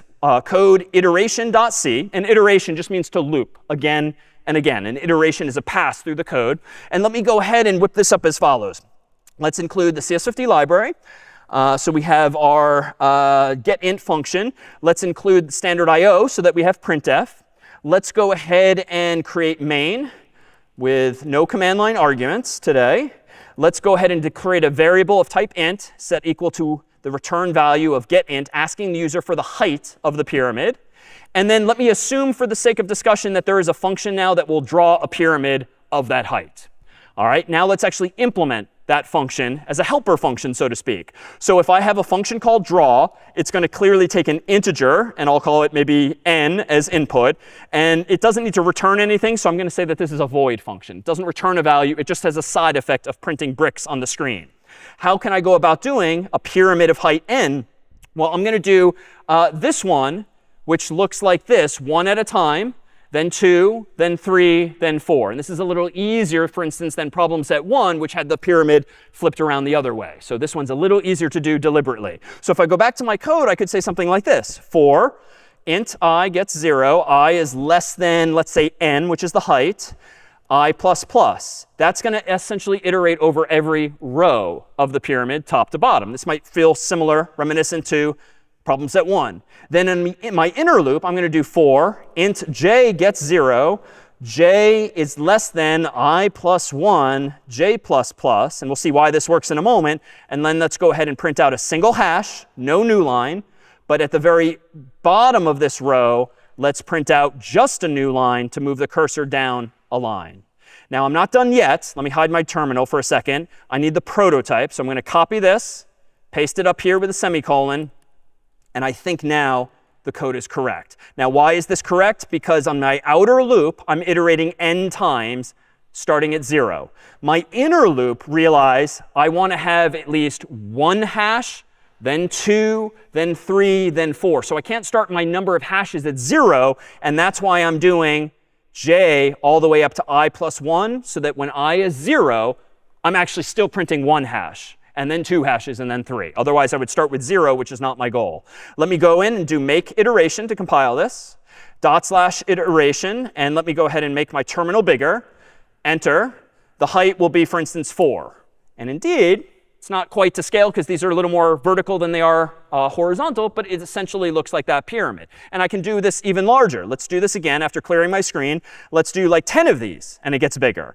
Let's do like 50 of these, and it gets even bigger. It doesn't even fit on the screen, but it works. And that's an iterative approach, 100% correct, and similar to what you might have done already for something like week 0 or week 1. But it turns out if we leverage recursion, we can be a little more clever, in fact. Let me go ahead and do this. Let me minimize my terminal window. Let me go back into my code here, and let me propose to implement the exact same program recursively instead. And let me go ahead and do this. I'm going to leave main, let's see, exactly as is. And I'm going to go ahead and change my draw function to work as follows. Let me delete all of these loops, because loops are sort of an indication of using iteration.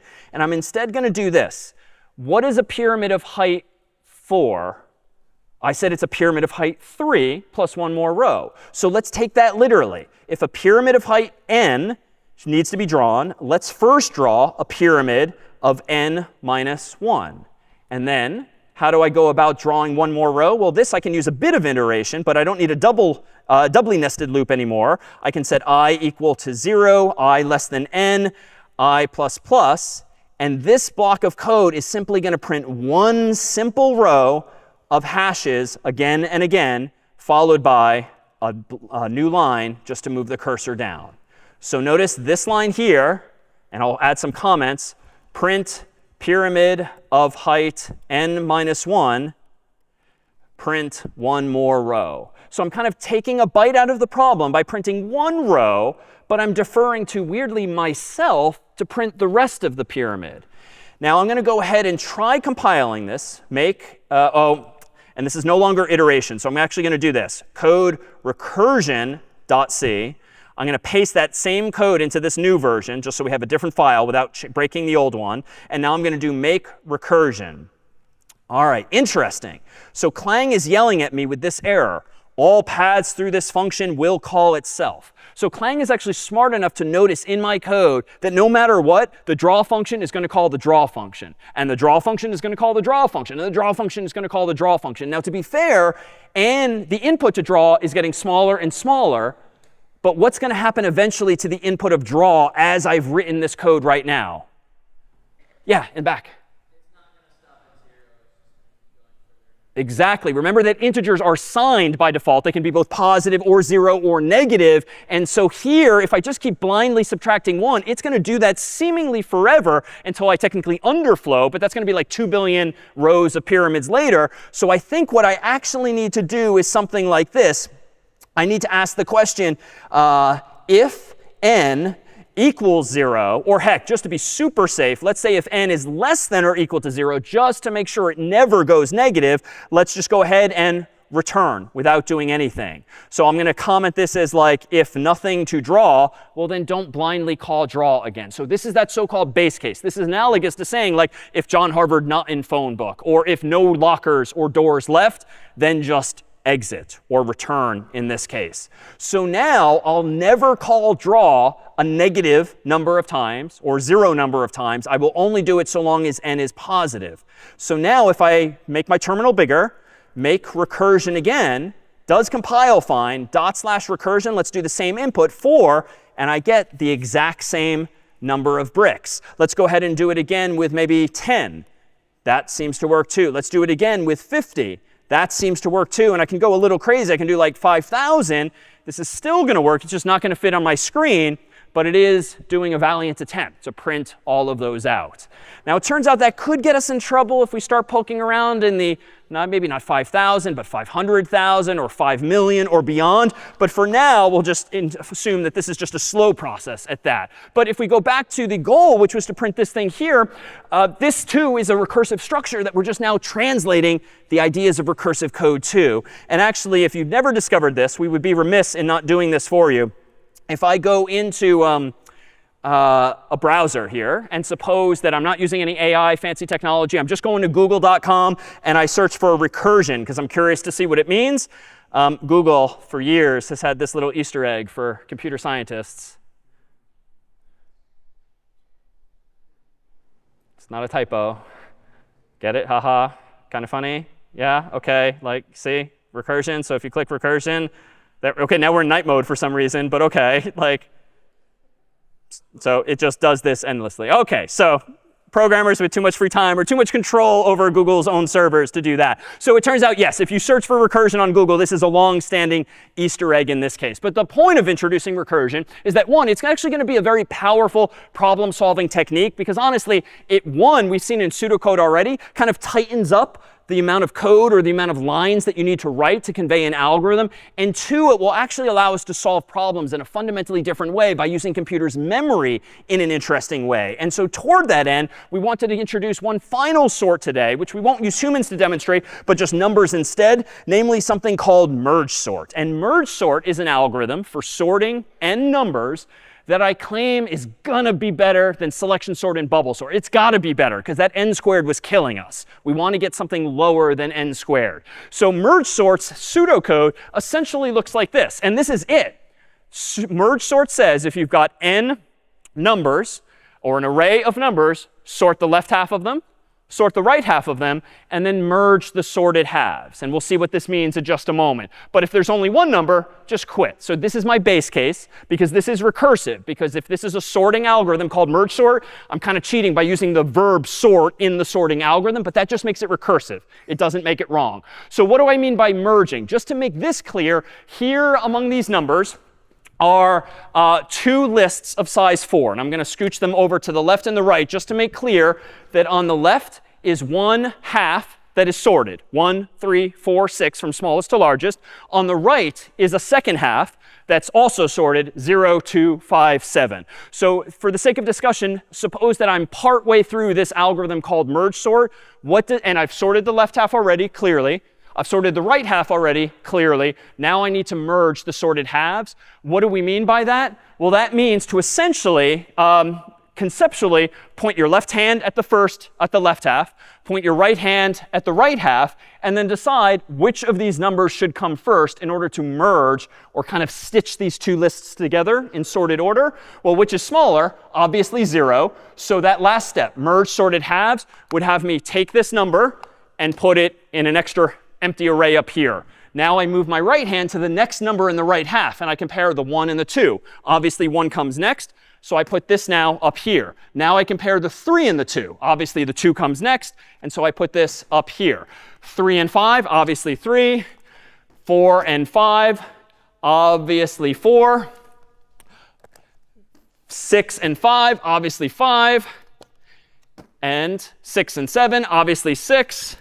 And I didn't leave quite enough room for 7, perhaps. And lastly, 7. So that's all we mean by merging two lists together. If they're already sorted, you just kind of stitch them together by plucking from one or the other the next number that you actually want. And that's it. And even though I picked up partway through this algorithm, those 3 steps alone would seem to work. So long as you can sort the left half and sort the right half, you can surely then merge the sorted halves. Now, I'll go ahead and do this digitally rather than use the physical numbers, because clearly it's a little involved moving them up and down.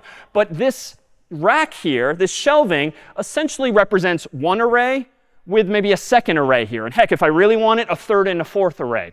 It turns out that with selection sort and bubble sort, we've really been tying our hands because I only allowed myself a constant amount of memory, just one variable in my head, for instance, with selection sort, that let me keep track of who was the smallest element. And when we did bubble sort, the only number I kept in mind was I, like I and I plus 1. I didn't allow myself any additional memory. But it turns out in programming and in CS, you can trade off one resource for another. So if you want to spend less time solving a problem, you've got to throw space at it. You've got to spend more space, spend more money in order to give yourself more space to reduce your time. Conversely, if you're fine with things being slow in terms of time, then you can get away with very little space. So it's kind of like this balance whereby you have to decide which is more important to you, which is more expensive for you, or the like. So let's go ahead then and consider exactly this algorithm as follows. So suppose that these are the numbers in question. So here is our array. It's clearly unsorted. I'd like to sort this. I could use selection sort, but selection sort was not great because it's big O of n squared and it's omega of n squared. So sort of damned if you do, damned if you don't. Bubble sort was a little better. It was still big O of n squared, but sometimes we could get lucky and shave some time off. So it was omega of only n. Let's see if merge sort is fundamentally better. And let's do so by trying to reduce the number of comparisons. No more looping back and forth and back and forth and back and forth endlessly. So here's how we can draw inspiration from the idea of recursion and divide and conquer as per week 0. Let's first think of these numbers as indeed in an array, contiguously, from left to right. Let's then go ahead and sort the left half. Because again, the pseudocode that you have to remember throughout this whole algorithm has just 3 real steps. Sort the left half, sort the right half, merge the sorted halves. And then this is sort of a one-off thing, but it's important. But this is the juicy part. Sort left half, sort right half, merge the sorted halves. So if we go back to this array on the top shelf, here's the original array. Let's go ahead and sort the left half. And I'm going to do so by sort of stealing some more memory so I can sort of work on a second shelf with just these numbers. So 6, 3, 4, 1 is now an array of size 4, essentially. How do I sort an array of size 4? Well, I've got an algorithm for that, selection sort, but we decided that's slow. Bubble sort, that's slow. Wait a minute. I'm in the middle of defining merge sort. Let's recursively use the same algorithm by just sorting the left half of the left half. So if you've got an array of size 4, it's only 3 steps to solve it. Sort left half, sort right half, merge. So let's do that. Let's sort the left half. OK, wait a minute. How do you sort an array of size 2? I've got an algorithm for that. Sort the left half, sort the right half, merge the 2 halves. All right, let's sort the left half. What now? So 6 is a list of size 1. What was that special base case then? So if it's quit or just return, like I'm already done. So this list of size 1 is sort of weirdly already sorted. So I'm making progress. Meanwhile, what's the next step after sorting this left half? Sort the right half. Done.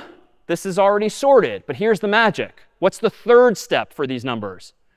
Merge them. So this is like the left-hand, right-hand thing. Which one comes first? Obviously 3, and then 6. And now we are making progress because now the list of size 2 is sorted. So what have I just done? I've just finished sorting the left half of the left half. So after I've sorted the left half, what comes next if you rewind in time?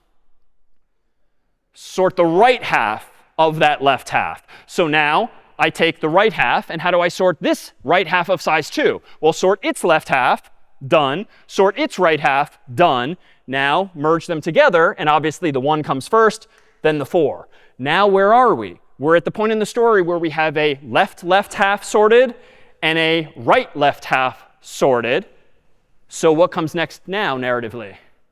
Merge the 2 together. So left hand, right hand. So 1, 3, 4, 6. And where are we now in the story? We're sort of at the beginning because I've now sorted the left half. And you recall the demo I did physically, this is how I had the left half was already sorted on the second shelf. But now that I've sorted the left half of the original array, what's the original second step? Sort the right half. So it's the same idea. So I'm borrowing some extra memory here, and now I've got an array of size 4. How do I sort an array of size 4? Sort the left half. All right, how do I sort an array of size 2? Sort the left half. Done. Sort the right half. Done. Now what? Merge the two together. And of course, it's 2 and 5. Now what do? I've sorted the left half of the right half. So now I sort the right half of the right half. How do I sort a list of size 2? Well, sort the left half. Done. Sort the right half. Done. Merge them together, 0 and 7. Where am I in the story? I've sorted the left half and the right half of the original right half. So I merge these two together, 0 and then 2 and then 5 and then 7. Whew, where are we? We're at exactly the point in the story where we had the numbers originally on the second shelf. We had a list that's sorted on the left, a list that's sorted on the right, and what I demoed physically was merging those two together. So what happens now? 0, 1, 2, 3, 4, 5, 6, 7. And it seems kind of magical and kind of weird in that I kind of cheated. And when I had these leaves, these leaf nodes, so to speak, these singletons, I was like sorted. I wasn't really doing anything, but it's that merging that seems to really be doing the magic of sorting things for us. So that felt like a mouthful, and recursion in general is the kind of thing that will like bend your brain a little bit. And if that went over your head, like that's fine. It takes time and time and time and practice. But what there was not a lot of with this algorithm was again and again and again and again. I was kind of only doing things once. And then once I fixed a number, I moved on to the next. And that's sort of the essence of this algorithm here. If it helps you to see it in another visual way, let me go back to our previous visualization here. Let me re-randomize the array and click merge sort. And this time notice that merge sort is using more space. Technically, I was using 1, 2, 3 shelves, but you can actually be slightly more intelligent about it and actually just go back and forth between 2 shelves just to save a little space. So you're still using twice as much space, but you don't need 4 times as much space as the diagrams or as the shelves might imply. So here is merge sort, and you'll notice that we're sort of working in halves, sometimes big halves, sometimes smaller halves. But you can see as the 2 halves are merged, things seem to happen very quickly. And so notice that this is the same number of bars as before, but that was way faster, right? I don't need to stall nearly as much as I have in the past. So why is that? Well, if we go back to the diagram in question, here's the list here's the array that's already sorted. And if we consider now exactly how much work is done, I'll stipulate already, it's not n squared. N squared was slow. And merge sort is actually much better than that. Let's see how much better it is. So here is the original list, 6341, 5270. And here are all of the remnants of that algorithm, all of the states that we were in at some point, sort of leaving a whole bunch of breadcrumbs. How many pieces of work did I do? Well, like 1, 2, 3, 4, 5, 6, 7, 8. 9, 10, 11, 12, 13, 14, 15, 16, 17, 18, 19, 20, 21, 22, 23, 24. So I move things around like 24 times, it seems. And how do I actually reason about that? Well, these are the numbers. This is like my temporary workspace here. And 24 is the literal number, but let's see if we can't do things a little more generically. Log base 2 of n, recall, is what refers to anything that we're doing in half, dividing, dividing, dividing. And that's kind of what I was doing here. I took a list of size 8, divided it into 2 of size 4, then 4 of size 2, then 8 of size 1. Well, how many times can you do this if you start with 8 numbers? Well, that's log base 2 of 8. And if we do some fancy math, that's just log base 2 of 2 to the 3rd. And remember, the base and the number here can cancel out. So that's actually 3. So log base 2 of 8 is 3, which means that's how many times you can divide a problem of size 8 in half, in half, in half. But every time we did that, per this chart, I had to take the numbers and merge them together, merge them together, merge them together. And so on every row of this post-mortem of the algorithm, there are n steps, n steps, n steps. So laterally, there's n steps, because I had to merge all of those things back together. But what is the height of these yellow remnants? Well, it's 3, which is log base 2 of 8, which is 3.